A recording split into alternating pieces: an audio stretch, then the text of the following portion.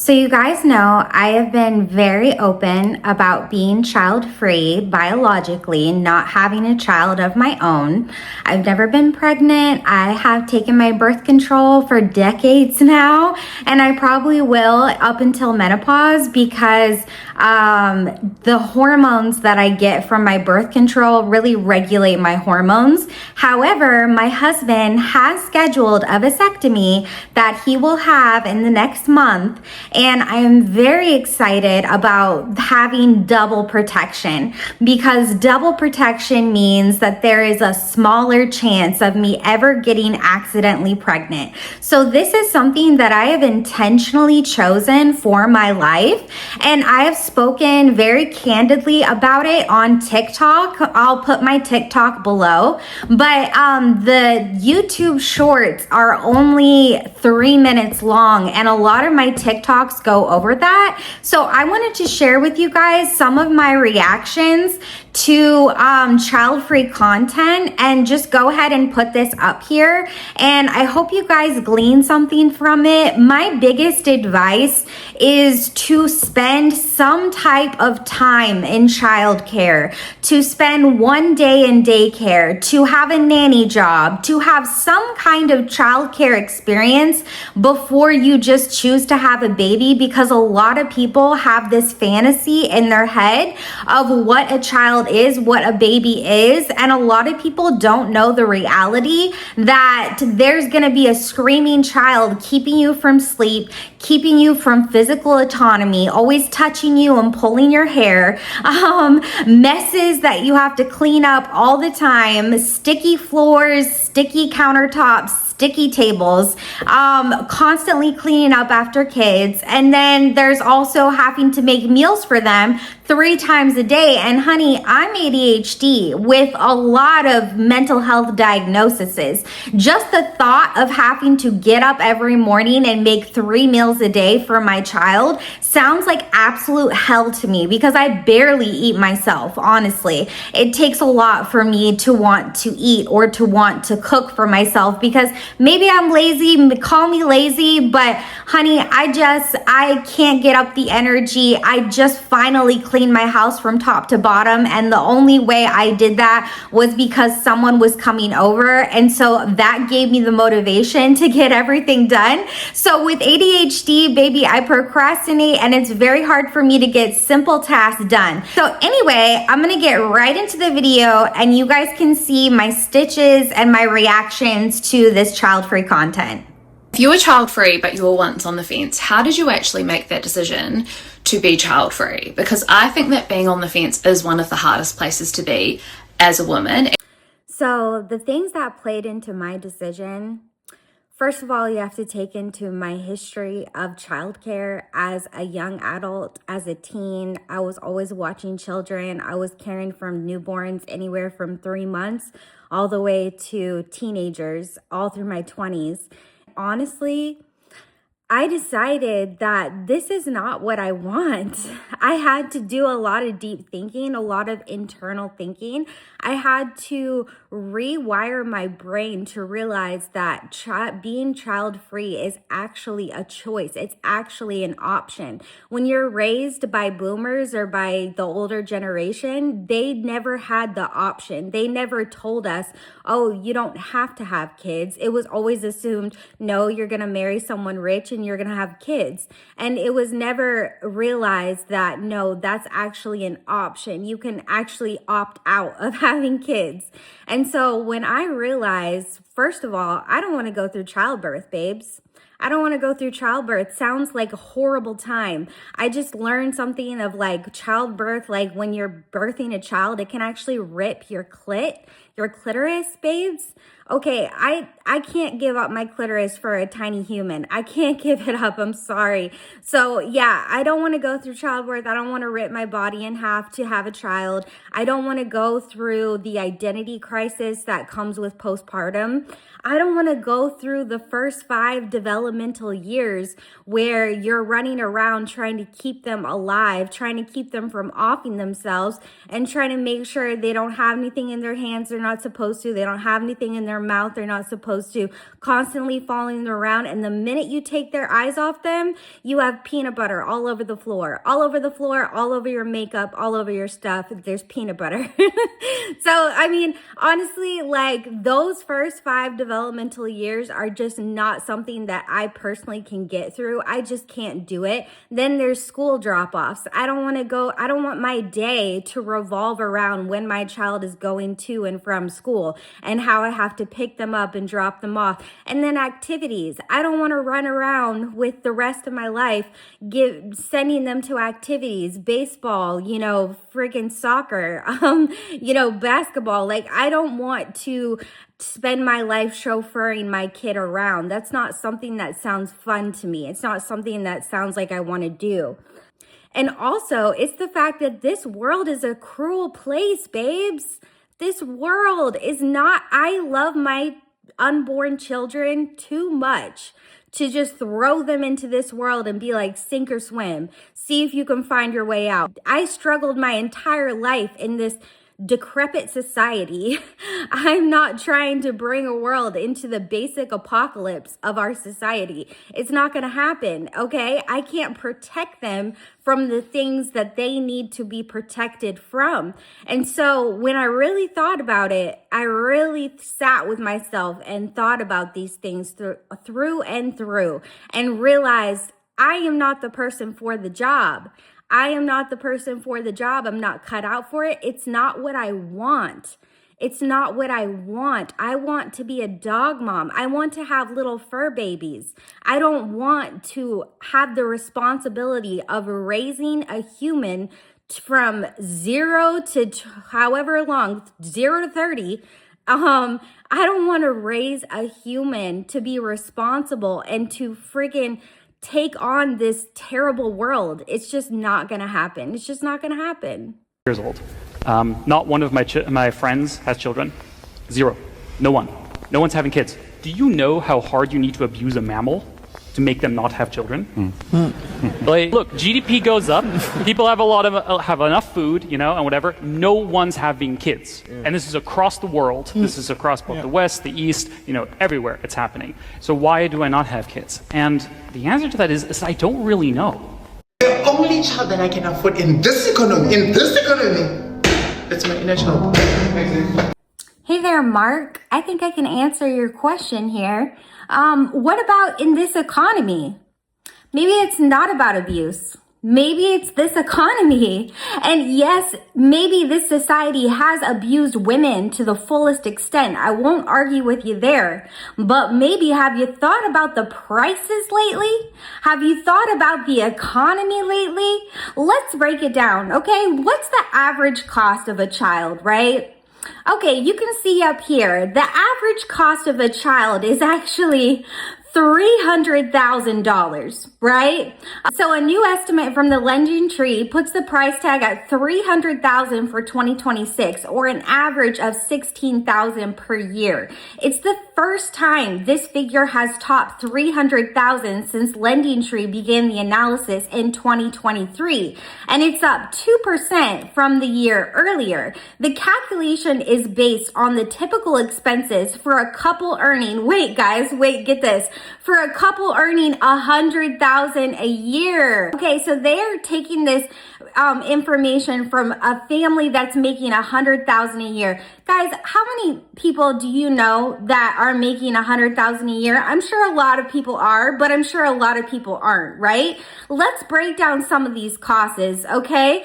So let's break down that $300,000. Okay, so we have rent at $1,600. That's generous, okay? Because usually rent is not that cheap. Food, $4,000. Infant daycare, $17,000. Girls apparel, $300. Transportation, $4,000. Insurance premiums, $3,000. Value of federal tax credit, $2,000. Annual cost for first 5 years, $30,000. Annual cost for next 13 years, $12,000.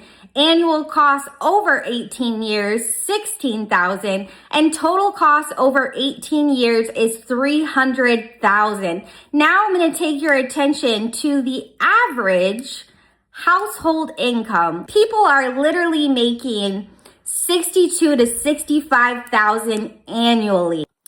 So let me ask you this, Mark. Is it abuse or is it the economy? Okay?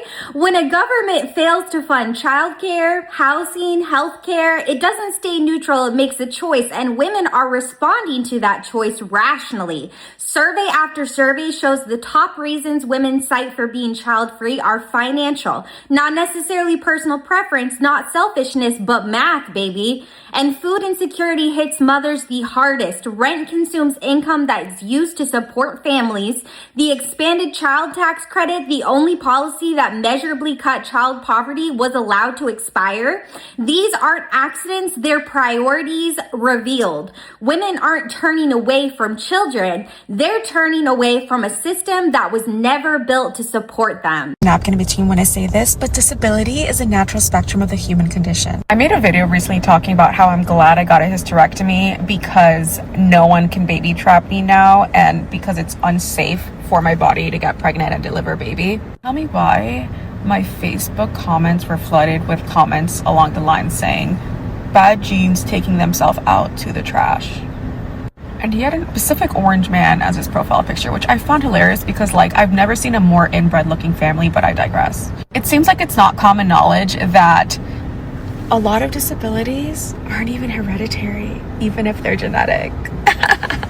For example, my main disability, Maffucci syndrome, is believed to be caused by a non-hereditary spontaneous genetic mutation. Yes, genetic mutations can be spontaneous and non-hereditary.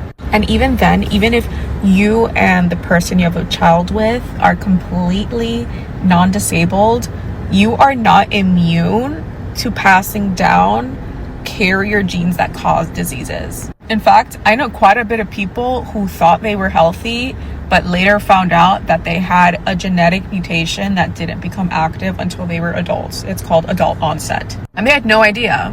And both of their parents were healthy.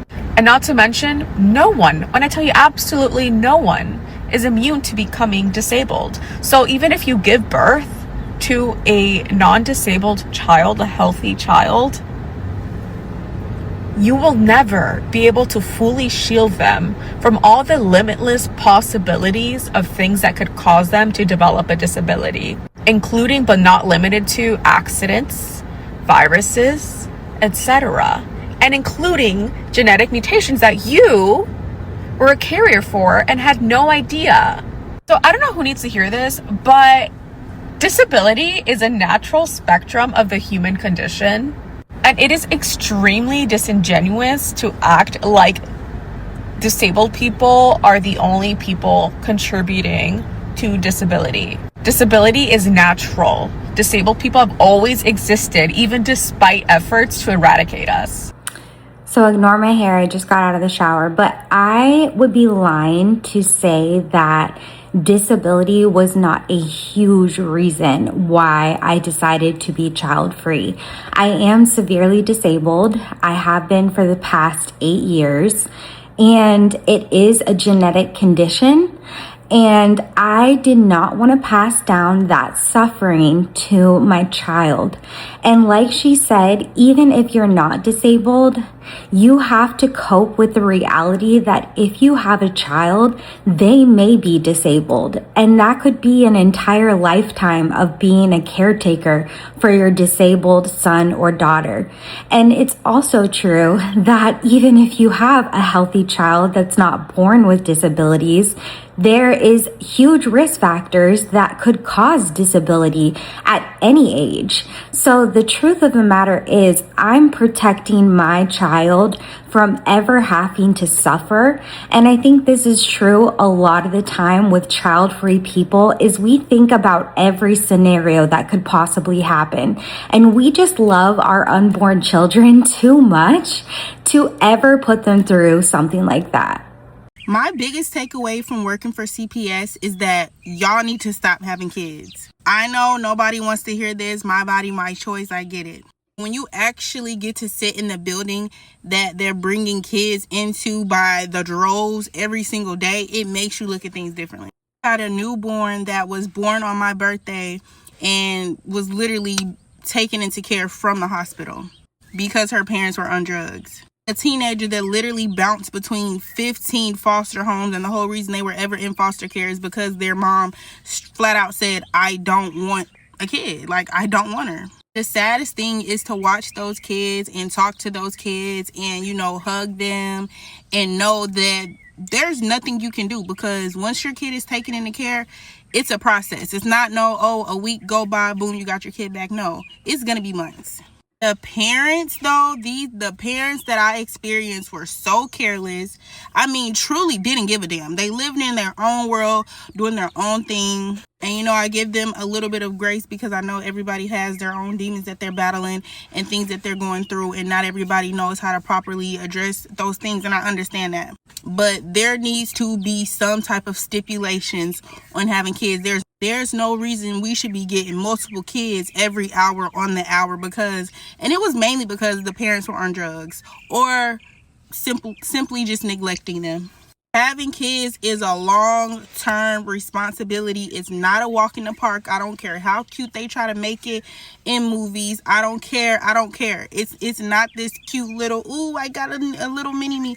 That's not what it is. That's a lifetime commitment, and you have to be responsible for a whole other human being. And you just simply not even being ready for a child can fuck up that child's entire life. So it's actually insane to me when people will come to me and be like, oh, when are you going to have kids? And this is why I think a lot of child-free people actually think more about not having children than parents do about having children. And the other thing I want to bring up is you can't argue with me about pro-life when we have these neglected, unwanted children. You should not have a child if you don't want that child. And it's such a terrible argument that goes on when it is my body, my choice. If I want to terminate a pregnancy, it's clearly because I don't want the child. And then we see this, kids just end up with CPS because the parents didn't take measures to ensure that, and I'm sure things happen, grape happens, things happen. But there are a lot of reckless parents out here who just pop out babies without any thinking of the consequences. And those kids end up neglected. They end up in foster homes. They end up abused. I will never tell a woman to not terminate a pregnancy if she truly does not want that child. Because how many more children have to be born and they're unwanted? It's terrible. When people with kids talk down to you because you have a dog and you feel just as passionate about it as they do about their kids, it really, really fucks me off. Because what happens is you grow old and the odds are your kids will outlive you. You will leave this world knowing that they will carry on and they'll be just fine.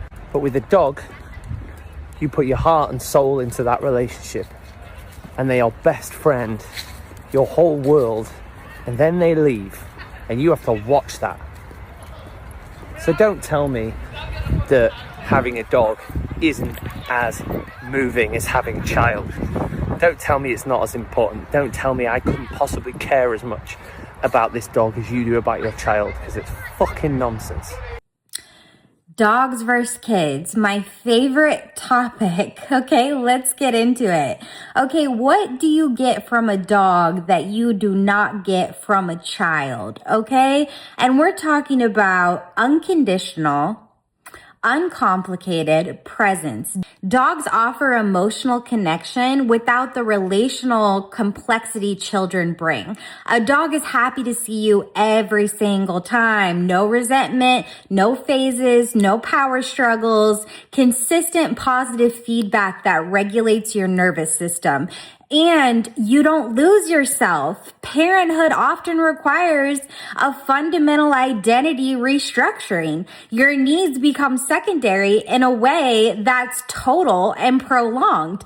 Dogs need care, but they don't consume you. You can still exist as an individual fully while loving them fully. And talk about sensory co-regulation, okay? Petting a dog literally lowers cortisol, okay? And raises oxytocin, the same bonding hormone involved in parent-child attachment, but without the stress hormones that come from raising kids.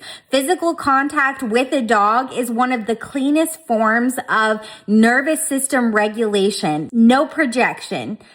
Children inevitably become mirrors of your wounds, your patterns, your unresolved trauma.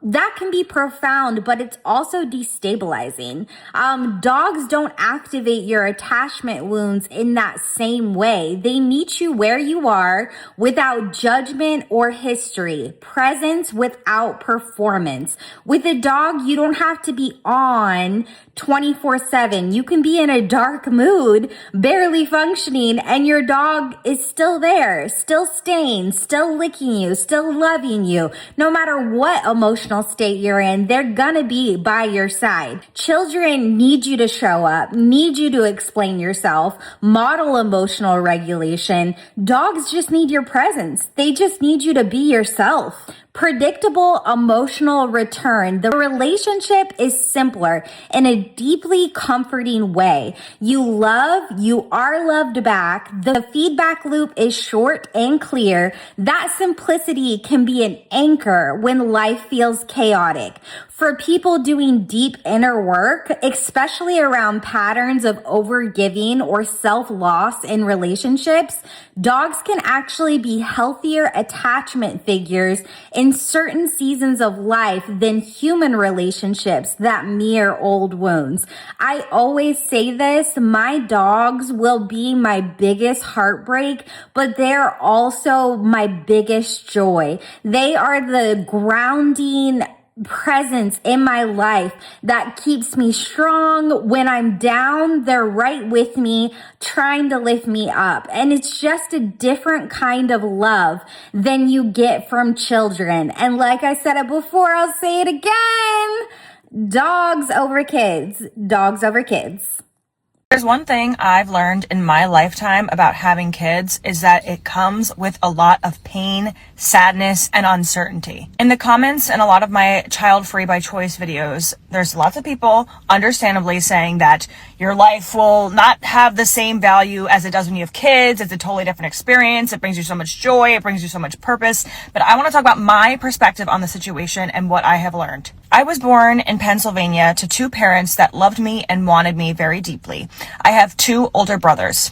When we grew up, my parents did everything they could to give us the best life possible. My dad worked full-time while my mom stayed home with us. My oldest brother's name is Jason. My middle oldest brother's name is Ryan. And growing up, we had a normal childhood. We went to church, we did sports, activities, we did vacations together. Everything was beautiful. Things started to change as we approached adolescence, and there's so much that I could talk about, but the spark notes is that Jason got involved in drugs. So he started with weed and alcohol, and it escalated into harder substances. Ryan got into drugs mostly because he was partying, and there's a huge opioid epidemic in Philadelphia, and he started taking pills and got addicted to. And so what followed after that was pure chaos and torture in my household. My parents trying to help my brothers with their addictions, fighting, stealing. And so what I'll say is these things do not discriminate. My parents were great parents. They did everything they could to help us. And this is just the path that they went down. And I feel like I'm doing my brothers a disservice. I just don't want to get too into what led them there, why I think that happened in this video, but providing context into what I experienced as parents with children. And in a sad twist of fate, Ryan, after he got sober from pills, got cancer. He unfortunately passed away after battling cancer for 18 months, and finding this picture was really hard because even seeing him in this state breaks my heart. Jason joined the Marines. He graduated college, University of Pittsburgh, with an engineering degree. He was an engineer for a while, but he just really had a hard time getting sober from Herion. I don't think I can say that on here. And it was just, again, torture for my family. After many painful years of really trying to support Jason in his addictions, he unfortunately overdosed when he was 31. So it's just me and my parents left. So anyone out there who wants to become a parent or is a parent and sees the joy, you have to be comfortable with the fact that you cannot control the outcome. And I think by having kids, I'm opening myself up to way more pain and suffering. And sure, maybe it won't turn out that way, but from everything that I've seen, I am good on that. I got this comment on my last video, and so I decided to stitch it to the video that I just watched. And honestly, you guys, like, you could be the best parent, which is hard. I know I wouldn't be the best parent. I know I would make mistakes, but you could be the best parent, be the best maternal guide, teach your kids life skills.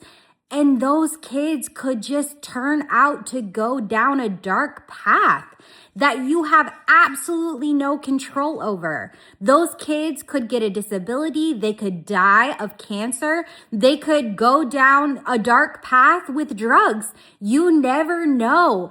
So it's like, are you going to gamble your heart being broken 1,000,000 times? Because when you have a kid, your heart lives outside of your body. So would you gamble having your heart broken 1,000,000 times if that kid dies before you, or if that kid becomes a drug addict, or if that kid has cancer, or if that kid has a disability? It's heartbreaking. And even if you are the best parent, these things can still happen.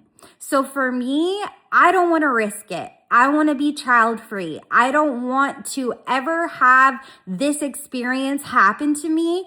And I think it's fair to say that child free people really do think about everything before we make our decision to save our unborn children from the cruelty of this world.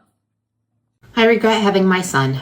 I am 27 with a 6-year-old. He is on the spectrum and has ADHD.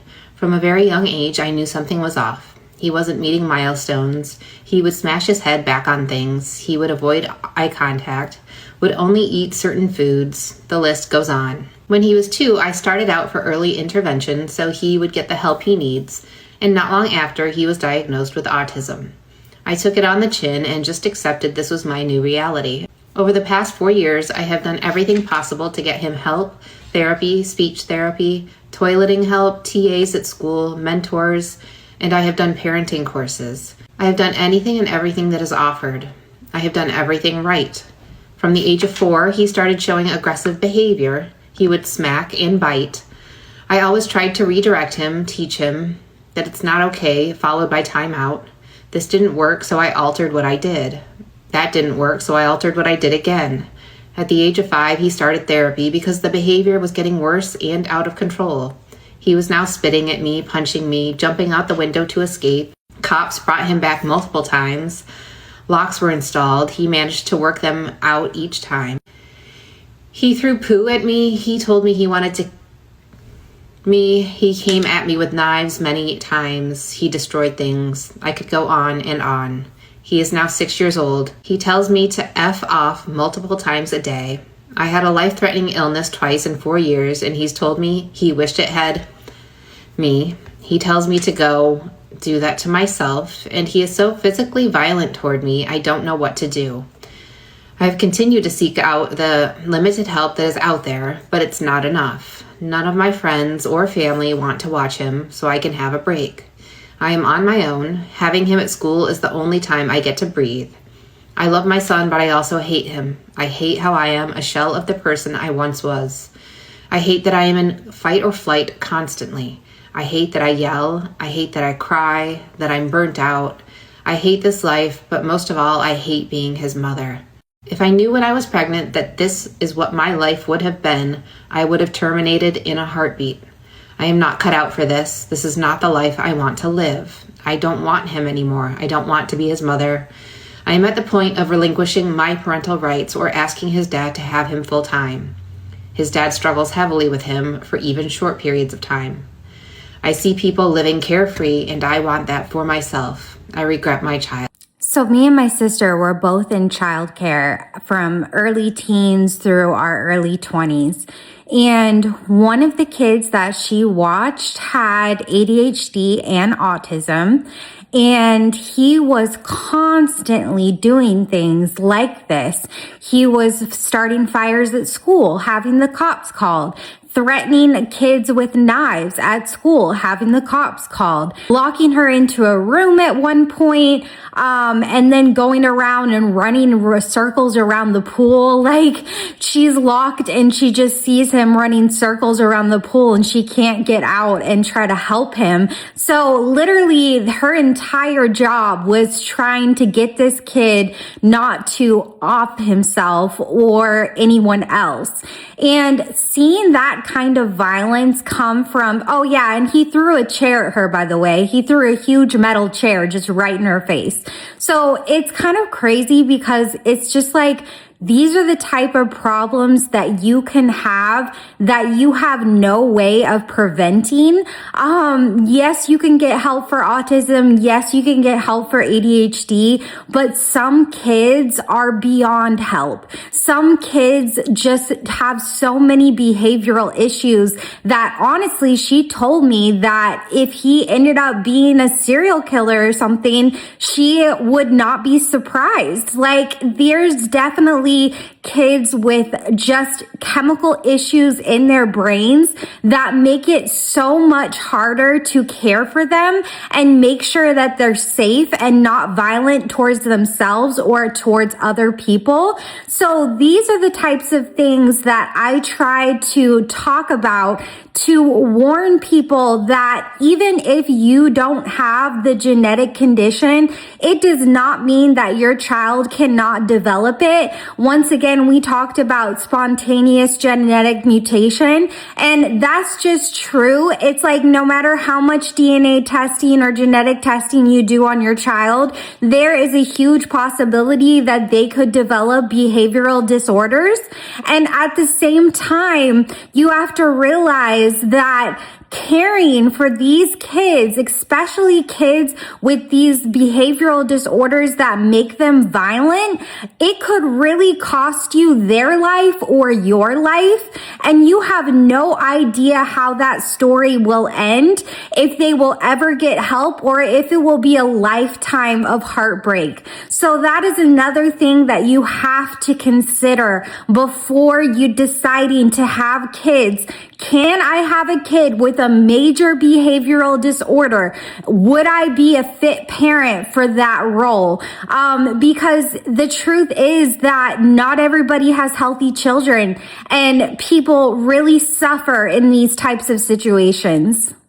Do baby trap women, and it is a scary reality. I just learned the other day that in 5 states, actually now 4, you cannot be granted a divorce if you are pregnant. You have to wait until you give birth to the baby. People who are fighting to change this law cite so many instances of abusers who keep their wives pregnant constantly so that their wives can never be granted a divorce. It's an intentional thing that they do. They know the law and they abuse the law and keep their women pregnant in order to stop them from ever getting a divorce, because you can't get a divorce if you're pregnant. Baby trapping is extremely real. California is one of the states, which is California's crazy. pretty favorable to women. Yeah. I think that that's going to have to change. I'm going to have to fight to change that. I think I'm going to have to talk about that a lot and be like, okay, this, because they just changed it in Missouri. So people are paying attention to this and it has changed a little bit. So thank God for that. But men do be keeping women pregnant in order to control them. It's scary out there. So I'm not gonna lie, when I was single, I was methodical about checking every single condom because somehow I just knew that guys poke holes in condoms, and I had heard about it. I don't even know where I heard about that because I was so sheltered growing up. But once I found out that guys were poking holes in condoms to try to get women pregnant, that's when I started checking every single condom that I ever had with anybody and was checking it for holes, was filling it up with water or making sure that there was no holes in the condom just in case I needed to take a plan B. Now, why do men baby trap women? Okay, because statistically, about 10.3 million women in the US reported having a partner who tried to get them pregnant without their consent or refused to use a condom. Why do men do it? Control and access. Pregnancy coercion is often about manipulation and control, not love. A baby becomes a way for a man to secure a permanent presence in a woman's life without the commitment of marriage. Power dynamics and abuse, reproductive coercion, and intimate partner violence are strongly correlated. And women in abusive relationships are at a significantly higher risk. Coercion is a tool of controlling partners. It actually works. Women who experience reproductive coercion had nearly 3 times the odds of pregnancy compared to women who didn't. And among those who became pregnant, only 15% had actually wanted to be pregnant at that time. Incarceration and instability. Okay, so some research found connections between pregnancy coercion and male incarceration. Men facing imprisonment wanted a guaranteed connection to someone on the outside or assurance of fidelity. So why the narrative blames women instead? The cultural story has long been that women are the ones scheming to trap men, but that narrative actually ignores who actually controls the variables. Women bear the physical burden, the health risks, the social consequences of pregnancy far more than men do. Men can and do walk away. Women generally cannot. So the incentive structure for coercive pregnancy actually favors men using it as a tactic. It's also worth noting that male reproductive coercion is underreported and understudied compared to the attention given to the reverse claim, which means even these statistics likely undercount the real scope of how much and how often this happens to women. Screamed at my kids this morning. Not just a little scream, like a big full-on screaming right back in their faces. It's just been one of those days ever since they woke up this morning. Everything has been a fight. Everything has been a struggle. They've been fighting with each other. They've been screaming at me. My 4-year-old told me she hated me because I couldn't untear her page that she asked me to tear. If you had asked me to guess what the hardest part of having kids was before I actually had kids, I probably would have guessed, like, I don't know, lack of freedom or lack of sleep or something like that. Wrong. It is the pure exhaustion that comes from emotionally regulating 24/7 a day. The patience and the strength that it takes to watch these humans combust in front of you and stay cool so that they can regulate and take in all of their emotions for them. Oh my God. Morning. I just lost it. I just screamed at my kids and I saw in their little eyes when all of a sudden it flicked. They were scared of me. And I sat them both down and I apologized, explained that you guys know how sometimes you guys get really upset. Well, mommy was just really upset and couldn't control her emotions anymore. Whatever reason, probably because no one vlogs it, because no one else wants to watch it. I feel like I'm the only one who has mornings like this with my kid. Even though logically I know that's not true, I can't see into other people's homes, right? All I see are people out in public or cute little vlogs making pancakes in the morning, like, and I feel like I'm this evil monster on a hill yelling at her tiny little kid. And I know I apologize, and that's what counts, is to show them how you can make a mistake and apologize, but being a mom is like the biggest mind. Just wanted to share to remind you that even if you are a wonderful mom or a wonderful dad, you are also a human first, and we're going to make mistakes. And if you are having a morning like mine, I hope you and I can both turn the day around and have a better day with our kids. So y'all, this legitimately makes me sad because This is the reality of a lot of mothers, okay? 70% of mothers report feeling burnt out at least once a week, according to the American Psychological Association, and that number continues to rise. So let's break down why moms are so dysregulated and how hard it is as a mom to regulate your own emotions when you have little children who cannot regulate their own. So depletion, moms are often running on empty.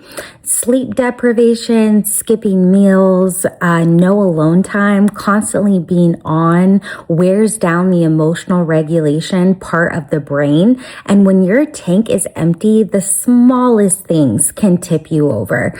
Invisible labor, the mental load of tracking everything, appointments, snacks, school stuff, who needs what, it's exhausting in a way that's hard to explain. It's not just the doing, it's the constant thinking of what needs to be done. There's unmet needs going unnoticed. Kids don't ask, how are you, right? They just need things. That one-sidedness can build resentment quietly, even if parents who love their kids deeply, okay? And triggers from their own childhood. So kids can trigger a lot of losing it moments that are actually old wounds getting activated. The kid's behavior hits something from the parent's past, and suddenly the reaction is 10 times bigger than what the situation warrants. There's a gap between expectation and reality. Motherhood is sold as beautiful and natural when it's actually hard, messy, thankless. The shame of not loving every moment adds a layer of internal pressure that makes everything worse. Nobody else is absorbing the tension. In a lot of households, as I've said before, moms are the emotional center. Everybody dumps their stress onto her, and she has nowhere to dump her stress. It's usually about a person who has been carrying too much for too long with too little support. Emotional regulation, this is such a real thing. It's basically asking one person to do two impossible jobs simultaneously. You can't pour from an empty cup, but no one lets you fill it. So emotional regulation actually requires resources, rest, space, feeling heard, having your own needs met. Kids drain those exact resources. So moms are constantly being asked to regulate from a deficit. And there is the co-regulation trap where kids literally need their parents' nervous system to calm down their own. That's how co-regulation works biologically. But if mom's nervous system is dysregulated, she has nothing to offer. And a dysregulated kid can make moms even more dysregulated. And it just becomes a loop with no exit. So for me personally, I always say this, I have so many mental health issues that make regulating my own emotions a full-time job. I can't even imagine having 3 little kids running around with dysregulated emotions looking to me to try to regulate their emotions. It's just never going to happen for me because I know I am not cut out for that type of exhaustion. So if this looks unfun to you, if this looks like something that you don't want your life to become, baby, stay child-free. Stay child-free. Find your peace. Emotionally regulate yourself. You don't have to do it if you don't want to, babes. Before having children, I seriously urge you guys to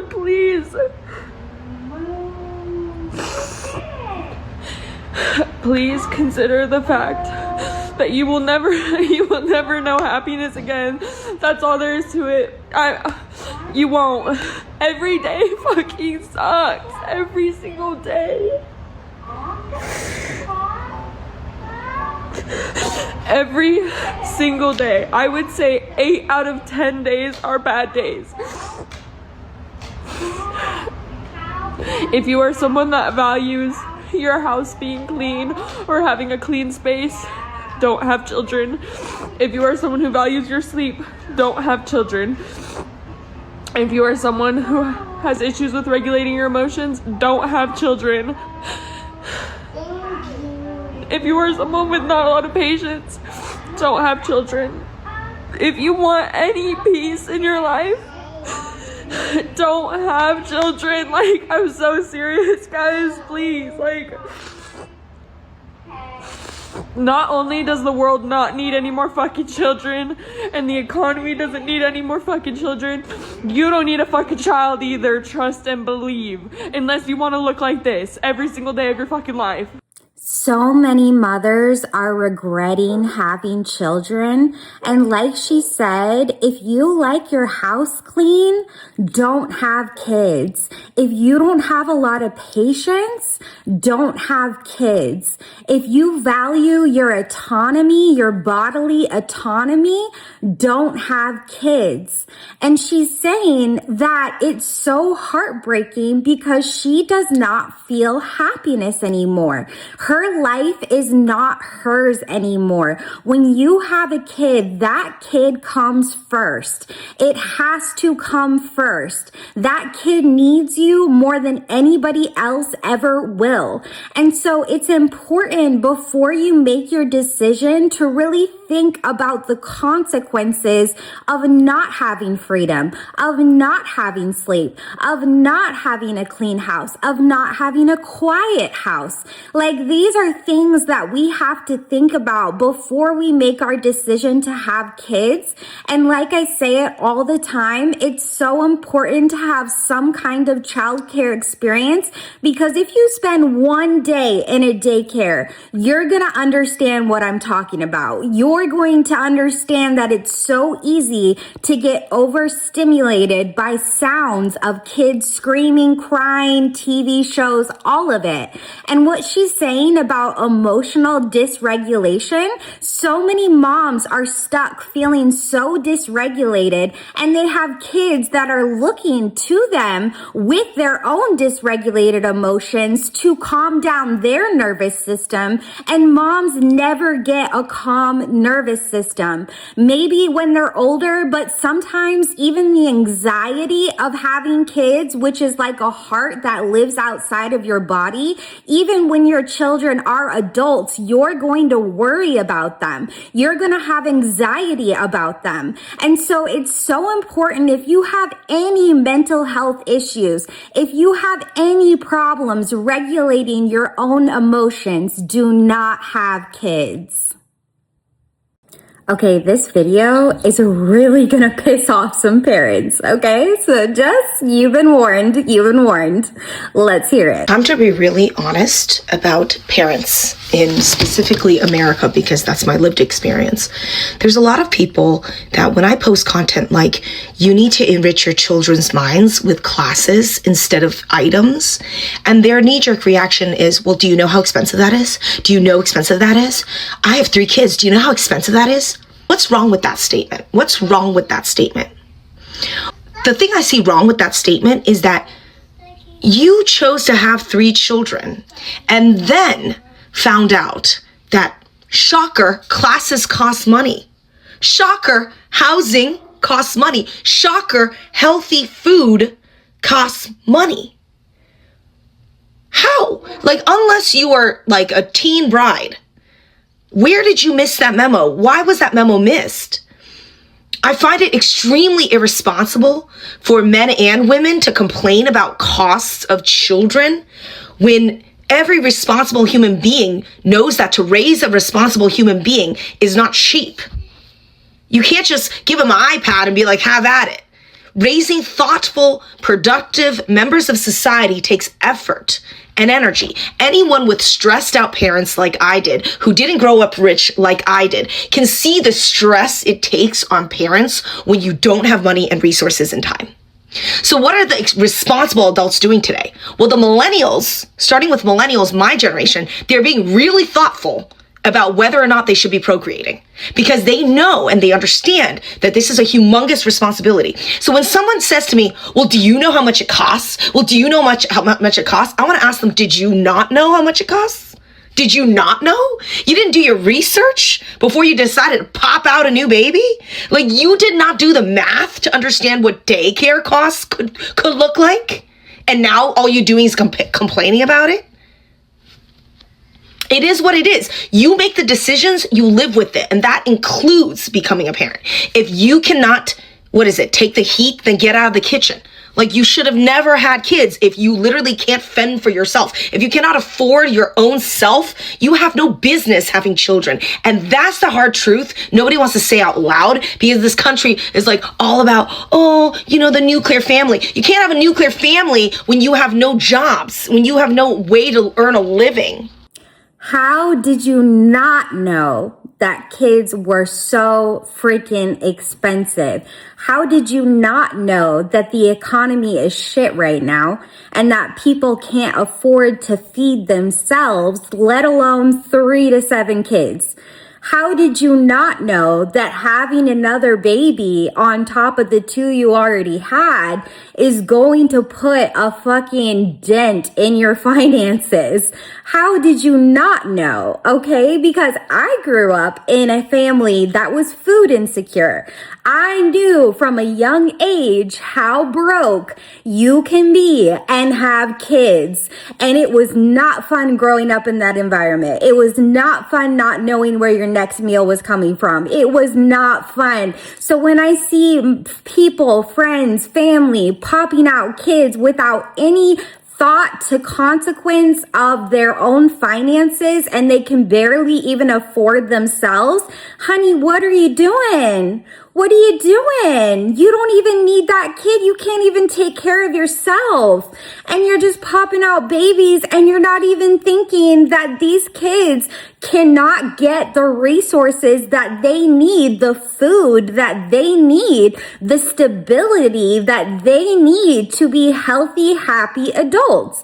I see it all the time. People don't think. And this is where I'm saying parents can be more selfish sometimes than child-free people, because you're having these kids without having the money to afford them or take care of them properly, and you're calling us child-free people who've thought about all the consequences and decided not to have kids, not to struggle. You're calling us selfish? Yeah. Okay. So that is the end, you guys. I know it was a little bit long. Thank you for hanging in there with me if you stayed till the end.